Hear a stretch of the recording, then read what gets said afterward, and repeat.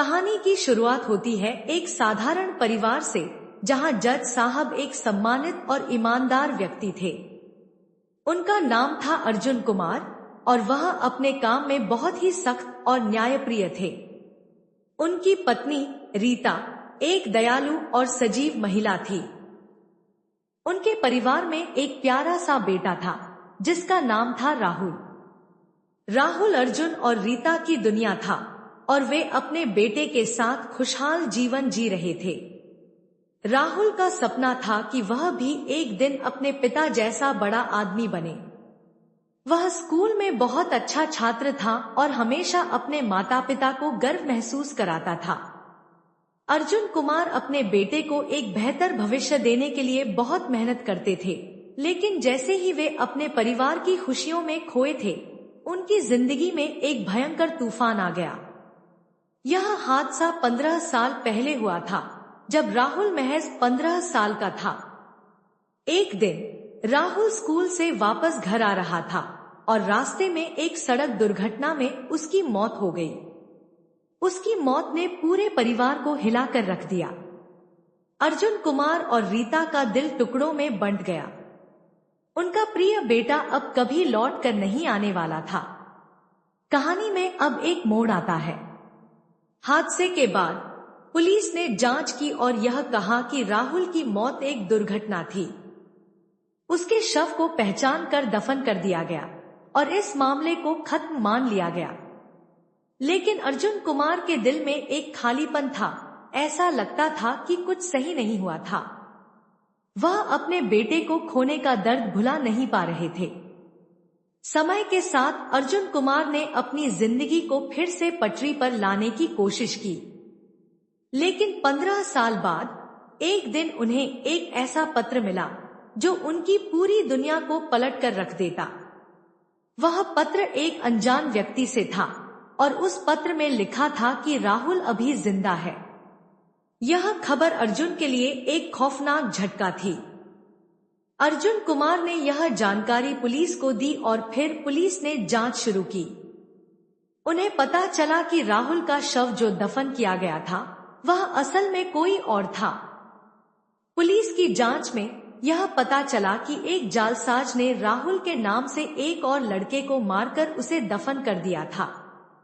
असल में राहुल जिंदा था और उसे किसी और ने किडनैप कर लिया था। अब मामला और भी जटिल हो गया था। पुलिस ने जांच शुरू की और धीरे धीरे इस मामले का खुलासा होने लगा। राहुल को एक गहरे षड्यंत्र के तहत अपहरण किया गया था। उसे एक अजनबी व्यक्ति ने पकड़ा था और उसे किसी गहरी साजिश के तहत मारने का नाटक किया था। लेकिन वह जिंदा था और उसे बहुत सालों तक एक गुप्त स्थान पर रखा गया था।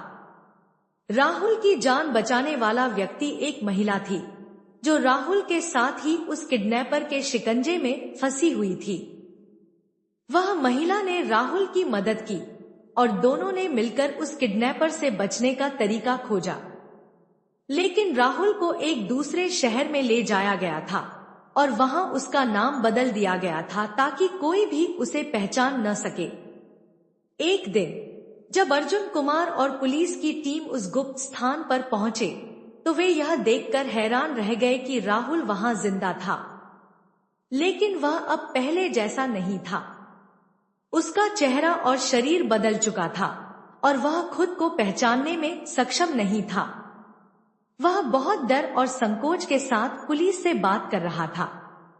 राहुल ने बताया कि वह पूरी तरह से याद नहीं कर पा रहा था कि उसे कब और कैसे किडनैप किया गया था, लेकिन वह जानता था कि वह एक समय में अपने परिवार के पास था।